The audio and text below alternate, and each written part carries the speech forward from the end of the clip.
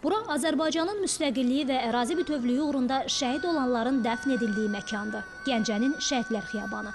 371 şəhidin uyuduğu məzarlıq 2012-ci ildə həyata keçirilən təmir bərpa işləri nəticəsində indiki görkəmini alıb. Ucaldılan abidə, alovlanan məşəl, Şəhidlər Xiyabanı Memorial kompleksi vətən uğrunda canından keçənlərin xatirəsinə ehtiramın göstəricisidir. 91-ci ildə, 93-cü illərdə şəhid olmuşlar. O vaxtı demək olar ki, ağ mərmərdən götürülmüşdü hamısı. Sonra yenidən bərpadan sonra bunlar hamısı yeni qara mərmərlə əhatə olundu. Demək olar ki, şəkillərinə kimi hamısı təzədən döyüldü. Tam standart qəbir formalarını aldı. Elbrus Allahverdiyev Xiyabanda uyuyan 5 milli qəhrəmandan biridir. Milli ordumuzun ilk topçularından olan Vətən oğlu 1993-cü ilin iyununda gedən ağır döyüşlərdən birində həlak olub. Daha bir milli qəhrəman 1953-cü il təvəllüdlü Ənvər Arazov. O, məhz 20 yanvar faciəsi zamanı Rus ordusunun Gəncəyə gəlməsinin qarşısının alınmasında iştirak edib.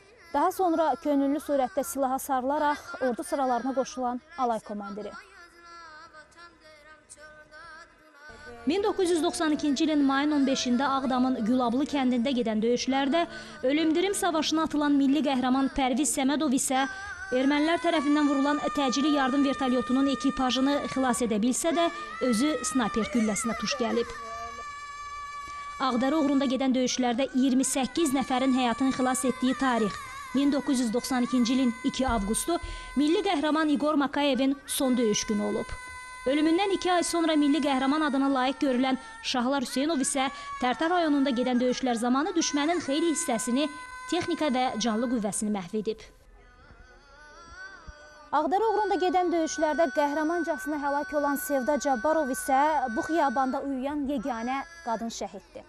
Uşaq yaşlarından valideynlərini itirən Sevda kimsəsiz olduğuna görə uşaq evində böyüyüb.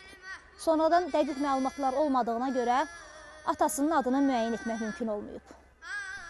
Kimliyi bilinməyən 49 naməlum şəhidin də şücaətinə şübhə yoxdur. Çünki onlar ən uca zirvəni, ən ali rütbəni seçiblər. Rahat uyuyun vətən oğulları.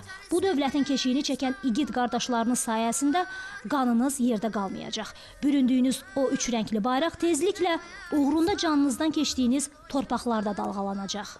İşgüzar Xəyalə, Pərvin və Elçin.